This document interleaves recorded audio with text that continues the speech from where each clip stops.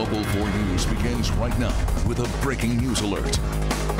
Happening right now, the Senate planning a marathon session tonight to vote on health care. Late tonight, Senate Republicans unveiled a so-called skinny repeal to roll back parts of the Affordable Care Act, known to many as Obamacare. It would start with repealing the individual mandate that says most Americans have to have health insurance or pay a penalty to the IRS. It would also repeal the employer mandate. It would provide some flexibility to the states. The skinny repeal would also increase health savings account contributions, repeal the medical device tax, and fund community health centers. We'll continue to keep an eye on things in Washington and bring updates on Local 4 News today and clickondetroit.com. All right, closer to home tonight, the votes are finally in, and I mean finally. Yes, today a former Taylor School Board member found out he won an election canvassers told him he lost last fall. Rod Maloney first brought us this story back in March. That seemed long enough after Election Day. He joins us now from Taylor with a very late incoming update. Rod? Well, Devin, you might remember back then I said this is going to take a long time and a lot of money, and that's precisely what has happened here. Now, some big changes here at the Board of Education in Taylor. Look at the website tonight. They have their newest member, Ron Miller, back on the website after 8 months. 8 months after those polls closed. Retired Taylor Schools transportation chief and former school board member Ron Miller got back to shining up his Harley Softail. He hadn't done it much since he started on his recount last fall that, against all odds, went his way. It renews my faith in justice can be done, and the right thing was done. Miller's biggest problem? He ran as a write-in against Taylor realtor and father of two Dave Myers, who also ran as a write-in. Back in March, canvassers declared Myers the victor, and at the time, he wasn't thrilled with Miller's lawsuit. It does get to me that I'm trying to be pulled from a seat that I worked hard for, that I deserve to have, and that I passionately care about. A Wayne County judge forced him to step down. And Miller tells us he knew something was wrong on election night because his own vote never even showed up in the tally. Precinct number 1 is right around the corner here at the school. I vote there. My wife votes there. So I know that there was at least 2 votes. He saw no votes in Precinct 1 because the interpretation of write-in names left him with 0 votes in 9 precincts. So now, instead of losing by more than 100, Miller won by 46. What's next? Making sure that the district's financially stable, making sure we got good programs for our kids, you know, making sure the community continues in a good direction. The canvassers made the decision back in November, by the way, just to clarify there. We went to Dave Myers' house tonight to try and talk to him. Nobody was home. In the meantime, you know what the job pays? $1,500, and yet Ron Miller spent multiple times that to try and get to tonight's decision. Back to you. So, Rod, what's next for the Taylor School Board? Well, you know, interestingly enough, here in Taylor, they take much of the summer off for the school board because, well, the kids are out of school. But they're going to now have a special meeting on Monday night so they can swear him in officially. The judge who made the decision, Judge Colombo, is going to be making that swearing in. And he says, Ron Miller says he wants to have family and friends there because he says this is a really big night for him. And then it's down to business trying to move this school board forward. Interesting election, to say the least. All right. Thank you, Rod. New tonight, Detroit teachers have ratified a new contract that gives them a 7% raise over the next 2 years. It's a 3-year deal. It comes with a 3% raise in January and then a 4% raise the second year of the contract. The third year right now is negotiable, but the deal does guarantee no salary cuts in that year. New Superintendent Nikolai Vitti released a statement tonight, and it says the salary increases associated with this agreement are far from what our teachers deserve. However, it will be rewarding to provide teachers a necessary increase to their salary as the first step in making teacher salaries whole again after nearly a decade of ignoring the fact that our most important employees are teachers. We must and will prioritize competitive salaries for Detroit teachers as we all work together to rebuild our district. Now, the deal does still have to be approved by the Detroit Financial Review Commission. That commission meets again on Monday. We do not know yet if the voting on that contract will take place at that meeting. Karen? The ride that malfunctioned at the Ohio State Fair is being taken apart piece by piece so investigators can figure out exactly what went wrong. An 18-year-old new Marine recruit was killed when he and others were thrown from the fireball.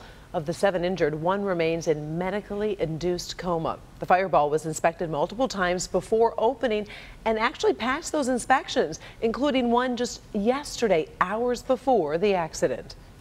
Washington has been abuzz tonight. He calls one a paranoid schizophrenic, using actually another term we can't use, and referred to the other in terms none of which we can say on TV. Anthony Scaramucci, President Trump's new communications director, taking on the chief of staff, Reince Priebus, and chief strategist Steve Bannon.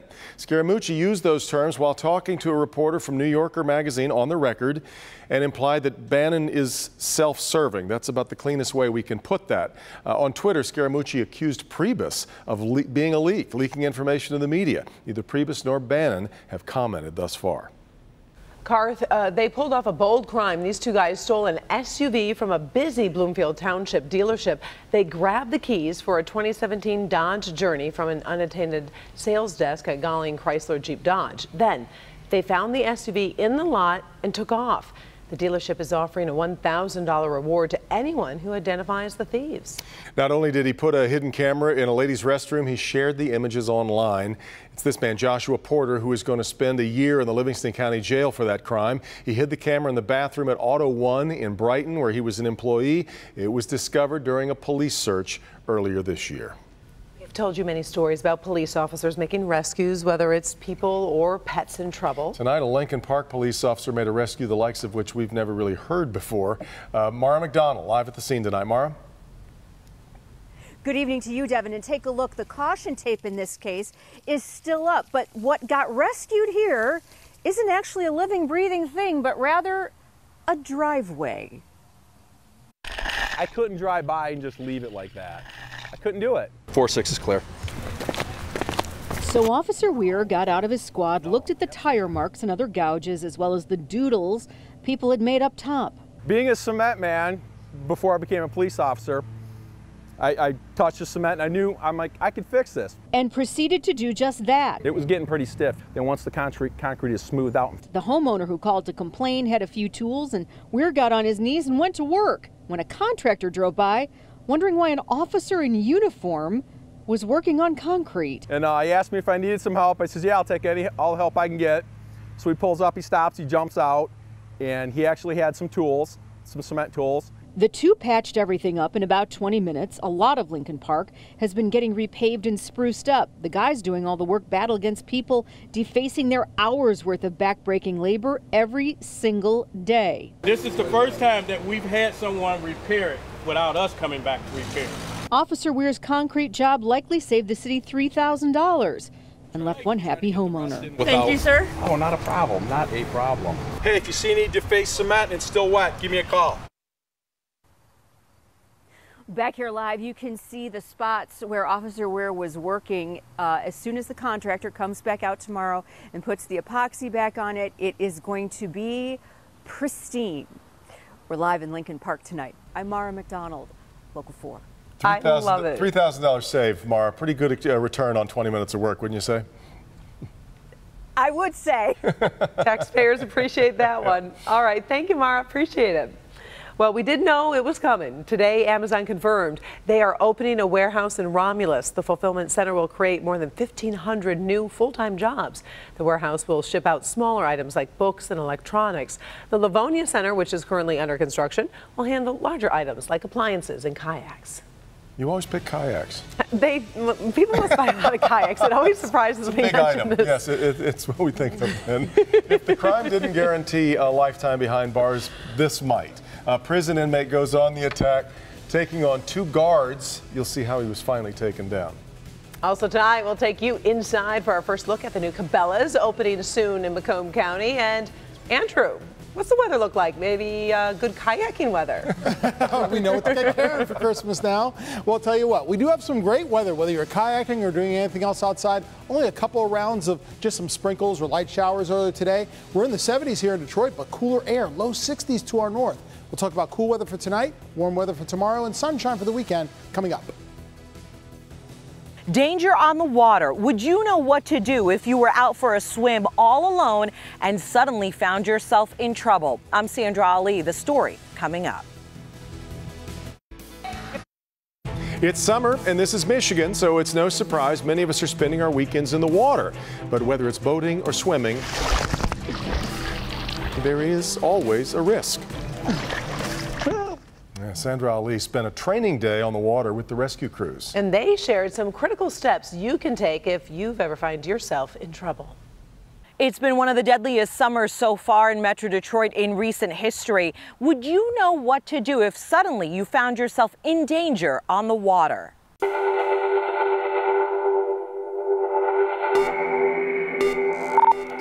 Base 20. The emergency call comes in. Rescue 2 Battalion 1, you're route to the Highlights Clubhouse. You have an overturned kayaker in the water. A young man out on a lake. Base 20 from Rescue 2. Rescue 2. His kayak tips over. We're arrival. Confirmed. We do have one victim in the water. We'll be attempting to rescue. Rescue 2's arrival. Confirmed one victim in the water. Attempting rescue 1340.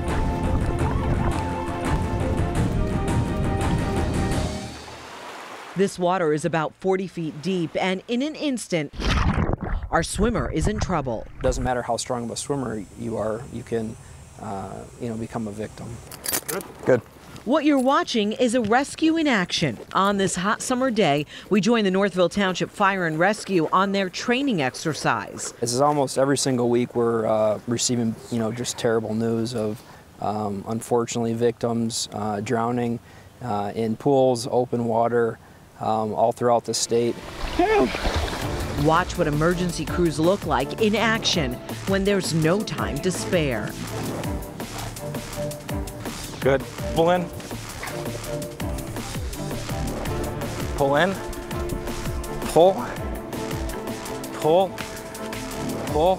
I think people are again, they're overconfident in their abilities. Sometimes they remember what they used to be able to do and not what they can do today. Sometimes they're on a boat that gets away from them, and they get tired. They overestimate distance. Experts say if all else fails, there's one tip to remember. If you find yourself in this situation, you don't have proper flotation, you don't have a buddy on shore that can notice something's going on. The most basic thing I can think of is most people find it easier to float on their back versus trying to tread water straight up and down, or even with their face towards the water. The other benefit of that is it keeps your airway, your mouth, out of the water. So maybe you could, if you can't yell for help, at least you can focus on your breathing, slow your breathing down, get your confidence that you're floating, and then try to create a plan to get yourself closer to shore. Aside from the common sense safety tips that experts say we should always use, they say regardless of how experienced you are as a swimmer, they say never underestimate the power of a life jacket. Back to you. So true, especially with the trouble we've seen as we do so many summers on the west side of the state. I know. And having those conversations with your family just ahead of time, just to kind of role play a little. Yep. Well, now here's a look at what Mara McDonald is working on for tomorrow night. The stage is set. The words are some of Shakespeare's most famous. Now is the winter of our discontent. So how in the world do words written in 1592 change the course of a life today? You could either stay down or you could get back up and do your best. Check out how the Bard's words are still changing lives all these years later, tomorrow at 11. Yeah, he was pretty good. Shakespeare? Bill. Yeah. Yeah, he was pretty good. I'd say so. His work had legs. Just all that talk about the water, we're going to have a couple of days here, a long stretch where a lot of people are going to want to be in it. That's right. We've got some dry weather that's on the way for the weekend. We've got sunshine that will be here for Saturday and Sunday. But many folks, as you mentioned, do need the water. They do need the showers. Right. Out there right now, we're looking at dry conditions. Look how much it's going to cool off tonight. Some areas are already seeing in low 60s out there. Here in the Metro Zone, here in downtown Detroit, currently we're in the middle 70s, but down to the middle 60s overnight tonight. Dearborn, Detroit around 65 degrees, low 60s in southern Oakland County, southern Macomb County. Good evening to Tecumseh. You'll see temperatures down to 62 degrees. Give the air conditioners a break in our west zone as well for our friends in Brighton, also around Howell, where it'll be down to 59 when you wake up tomorrow morning. Temperatures down to the upper 50s and low 60s also in our north zone, areas north of Hall Road. Take a look at this. 74 degrees now. Yes, it's warm out there, but look at this.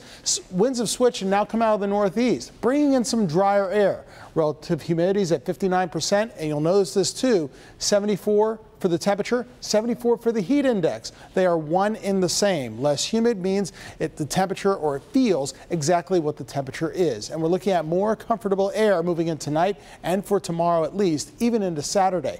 Now, all that said, it is abnormally dry, at least for the month, where we're nearly a ½ inch below average in terms of rainfall. For the summer of 2017 so far, nearly 2 inches below average. But the saving grace is for the year, we're actually above average by nearly 2.5 inches. Abnormally dry, that's on the weakest end of the scale, and it's not for all of southeast Michigan. Parts of western Wayne County and the parts of Oakland County and especially Livingston County drier than many other parts of the area. Temperatures right now in the 60s to our north, middle and low 60s from Port Huron across I-69, while it's 71 degrees a little bit farther south for our friends in Ferndale, middle 70s still also in our south zone. For now, this wind flow that we're seeing, not just here in Detroit, but across all of southeast Michigan, out of the northeast or out of the north, will bring in that cooler, drier air settling in for tonight into tomorrow morning. Notice how dew points right now are in the more comfortable range of the upper 50s and low 60s. Now, on this computer model, we'll still have some clouds around for tonight, but it remains dry. Tomorrow, with some of the clouds around, there might be a sprinkle or two, but overall, high pressure settles in. That means less humid air and eventually more sunshine, certainly by late tomorrow, but especially on both Saturday and Sunday. 65 degrees overnight tonight, partly cloudy skies remaining to mostly clear in some areas. Sunrise on your Friday is at 6:22. We go from 60s only into upper 70s tomorrow, with temperatures in the upper 70s in your neighborhood too. Midday, there might be a sprinkle or two, but not everyone gets one. It remains mostly dry across all of southeast Michigan. Completely dry with blue skies, 80 to 84 degrees on both Saturday and Sunday. Gets a little hotter again Monday and Tuesday with upper 80s by Tuesday, but rain holds off. Got to use those sprinklers, watch those water bills. Next chance of decent showers might not be until next Thursday. Let's wait. All right, that's a long time. All right. Thank you very much, Andrew. Well, we got a big change coming for Uber. The next time you forget something in the car, it is going to cost you to get it back. Also a sneak attack. A murder suspect escapes his cell and beats a jail guard with a flashlight. Only part of his long list of crimes. If the fuse on your workout is burned out, you might want to try Fuse 45, a new Fitness Friday workout tomorrow at 6 a.m.